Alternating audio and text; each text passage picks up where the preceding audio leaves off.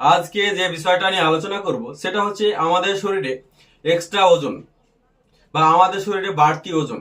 আমাদের দীর্ঘদিন ধরে যদি আমরা আমাদের শরীরে অতিরিক্ত ওজন নিয়ে ক্যারি করি তাহলে আমাদের শরীরে কি কি সমস্যা হয় এবং কিসের জন্য আমাদের ওজন অতিরিক্ত বেড়ে যায় এবং অতিরিক্ত ওজন বাড়লে আমাদের কি কি সমস্যা হতে পারে এবং পরবর্তী সময় আমাদের কি কি হতে পারে সে সম্পর্কে আজকে বিস্তারিত জানাবো। প্রথমে আমরা জানার চেষ্টা করি অতিরিক্ত ওজন হলে আমাদের শরীরে পরবর্তী স্টেজে বা পরবর্তী সময় আমাদের শরীরে কি কি সমস্যা হতে পারে।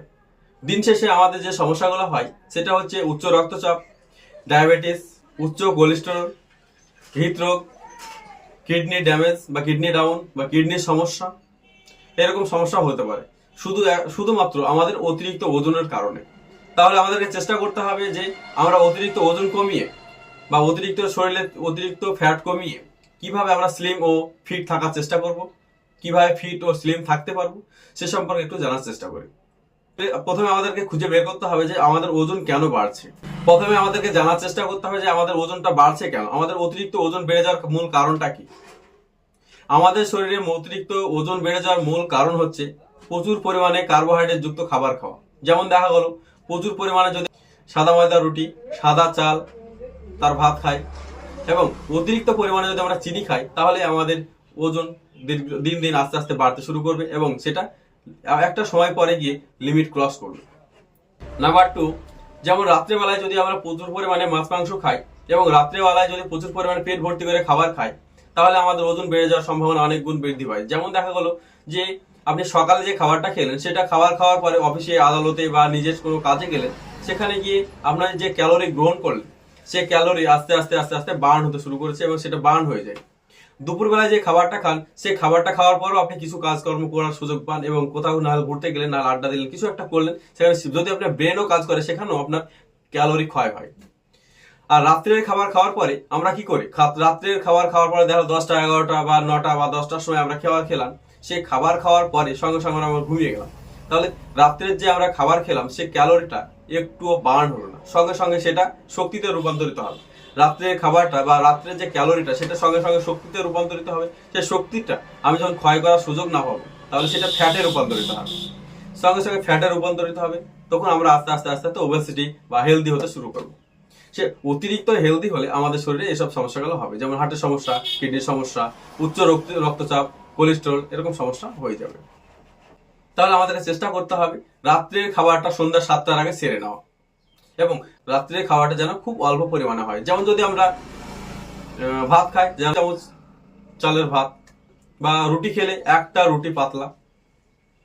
হ্যাঁ, অনেকের এরকম হতে পারে যে আমি সন্ধ্যা 7টার আগে যদি খেয়ে ফেলি, রাত্রি 10টা 11টার সময় তো আমি ঘুমাই, তাহলে তো আবার খিদে লেগে যাবে। তাহলে আমরা কি করতে পারি?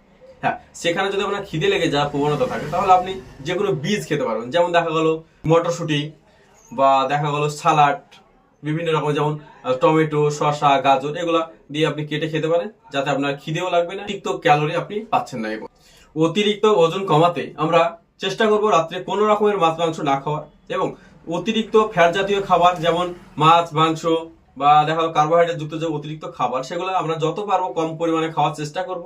যেমন দেখা গেলো যে মাছ মাংস যদি আমি প্রতিদিন খেতে শুরু করি মাংসাশী প্রাণীর মতো, তাহলে আমাদের ওজন বাড়া থেকে কোনো মতে আমরা কমিয়ে নিয়ে আসতে পারবো না। তাই যাদের অতিরিক্ত ওজন বেড়ে গেছে তারা চেষ্টা করবেন কিছুদিন, 2-6 মাস ধরেন, আপনি 2-6 মাস চেষ্টা করবেন মাছ মাংস না খাওয়া।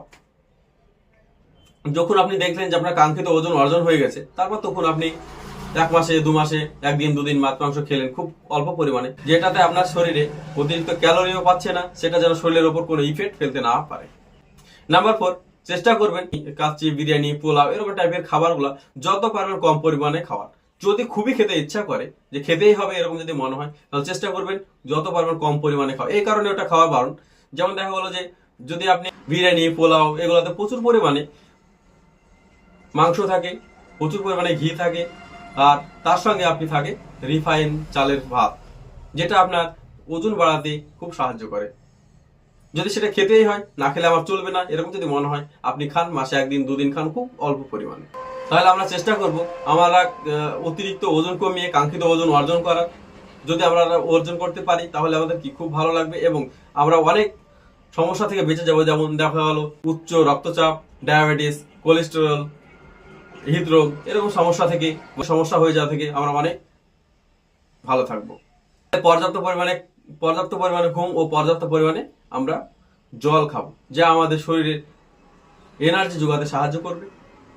তার সাথে সাথে আপনাকে প্রতিদিন 30 মিনিটের বেশি আপনাকে হাঁটতে হবে, যেটা হচ্ছে আমাদের শরীরে যে এক্সট্রা ক্যালোরি জমে আছে বা এক্সট্রা ফ্যাট জমে আছে সেটাকে বার্ন আউট করার জন্য প্রতিদিন সকালবেলায় আধা ঘন্টা হাঁটার চেষ্টা করবেন, প্রতিদিন সকালে 30 মিনিট হাঁটার চেষ্টা করবেন, যেটাতে আপনার এক্সট্রা যে ফ্যাট জমেছে সেটা বার্ন আউট হবে এবং আস্তে আস্তে আপনি স্লিম ফিগারের অধিকারী হবেন। যেগুলো আমাকে গুরুত্ব দিতে হবে সেটা হচ্ছে প্রতিদিন পর্যাপ্ত পরিমাণে ঘুম, পর্যাপ্ত পরিমাণে জল, 7টার আগে খাওয়া, অতিরিক্ত রেডমিট খাওয়া থেকে বিরত থাকা, কাচ্চি বিরিয়ানি পোলাও খাওয়া থেকে বিরত থাকা। এগুলো যদি আমরা মেনে চলি তাহলে আমাদের যে অতিরিক্ত যে সমস্যা হয়, যেমন অল্প বয়সে যে অতিরিক্ত সমস্যা হয়ে যাওয়ার যে প্রবণতা, সেগুলো আমরা অনেক ভালো থাকবো এবং সুস্থ থাকবো, স্লিম থাকবো। আমার এই চ্যানেলে হেলথ রিলেটেড সকল ভিডিও আপলোড করা হয়। আপনারা যদি ইউটিউব থেকে দেখেন সাবস্ক্রাইব করবেন এবং ফেসবুক থেকে দেখলে লাইক, শেয়ার ও ফলো করে পাশে থাকবেন। ধন্যবাদ।